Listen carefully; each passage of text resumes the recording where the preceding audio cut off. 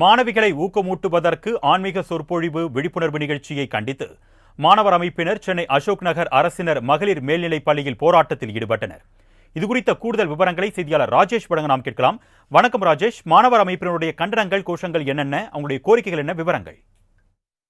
ஏற்கனவே பள்ளி கல்வித்துறை சார்பாக சமூக ஆன்மீக ரீதியான வகுப்புகள் நடத்தக்கூடாது என்பது பள்ளி கல்வித்துறையினுடைய உத்தரவாக இருந்தது. இருந்த போதிலும் சென்னை அசோக் நகரில் இருக்கக்கூடிய அரசினர் மேல்நிலை பெண்கள் பள்ளியில் ஆன்மீக சொற்பொழிவு ஆற்றப்பட்டதாக ஒரு மோட்டிவேஷன் ஸ்பீக்கர் கூட்டிட்டு வந்து நடத்தியதாக ஒரு குற்றச்சாட்டு எழுந்தது. இதற்குத்தான் இந்திய மாணவர் சங்கத்தினுடைய அந்த மாணவர்கள் கடும் கண்டனத்தை தெரிவித்து அந்த பள்ளியின் நுழைவாயிலில் ஆர்ப்பாட்டத்தில் ஈடுபட்டார்கள். அன்பில் மகேஷ், அதாவது பள்ளி கல்வித்துறை அமைச்சர், இந்த பள்ளியில் நடக்கக்கூடிய ஒரு நிகழ்ச்சிக்கு கலந்து கொள்வதற்காக வருகை தந்திருந்தார். அப்பொழுது அவரை மறித்த அவர்கள், இந்த பள்ளியில் என்பது ஆன்மீக சொற்பொழிவு நடத்தக்கூடாது, பகுத்தறிவு மிகுந்த பகுத்தறிவுவாதிகளை வைத்து நடத்தக்கூடிய பகுத்தறிவு சிந்தனைகள் தான் மாணவர்களுக்கு போதிக்கப்பட வேண்டும் என்பதில் நீங்கள் உறுதியாக இருக்க வேண்டும்.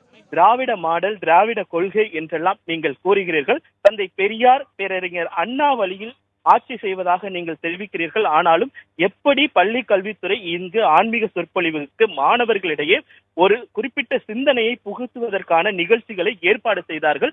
அதற்கு எப்படி பள்ளி கல்வித்துறை அனுமதி அளித்தது என்றெல்லாம் அவர்கள் அன்பில் மகேஷ், பள்ளி கல்வித்துறை அமைச்சர் அன்பில் மகேஷிடம் கேள்வி எழுப்பினார்கள். அதற்கு பதிலளித்த அன்பில் மகேஷ், தவறு நடந்துவிட்டது, யார் தவறு செய்திருந்தாலும் அவர்கள் மீது உரிய நடவடிக்கை எடுக்கப்படும், அதனால் இந்த போராட்டத்தை நீங்கள் கைவிட வேண்டும் என்று அவர் வலியுறுத்தினார்.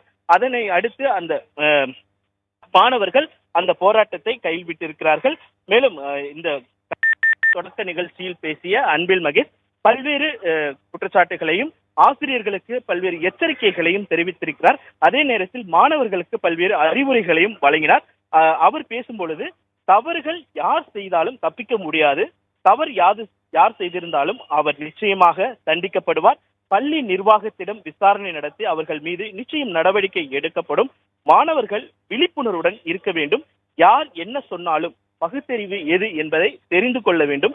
என்ன கருத்துக்கள் சொன்னாலும் சரியா தவறா என்பதை புரிந்து கொள்ள வேண்டும். நல்ல மதிப்பெண் பெற்றால் மட்டும் புத்திசாலித்தனம் கிடையாது. பகுத்தறிவை தெரிந்து கொண்டு நல்லது எது கெட்டது எது என்று பகுத்தாய்ந்து அறியக்கூடிய நிலையில் மாணவர்களுடைய அந்த அறிவுத்திறன் இருக்க வேண்டும் என்றெல்லாம் தெரிவித்திருந்தார். அதனை தான் அவர் சுட்டிக்காட்டியிருந்தார். ஆசிரியர்களுக்கு ஒரு எச்சரிக்கையாகவே அவர் கொடுத்திருந்தார். பள்ளிகளுக்கு அழைத்து வரக்கூடிய விருந்தினர்கள் என்ன மாதிரியான கருத்துக்களை பேசுவார்கள், என்ன மாதிரியான முன்னெடுப்புகளை அவர்கள் என்ன நோக்கத்திற்காக பள்ளிகளுக்கு வருகிறார்கள் என்பதையெல்லாம் ஆசிரியர்கள் உன்னிப்பாக கவனிக்க வேண்டும், கேள்வி கேட்க வேண்டும். தவறு எங்கு நடந்தாலும் அதை தட்டி கேட்கக்கூடிய உரிமை ஆசிரியர்களுக்கு இருக்கு என்றெல்லாம் அன்பில் மகேஷ் அவர்கள் இந்த விழாவில் பேசினார். விவரங்களுக்கு நன்றி ராஜேஷ்.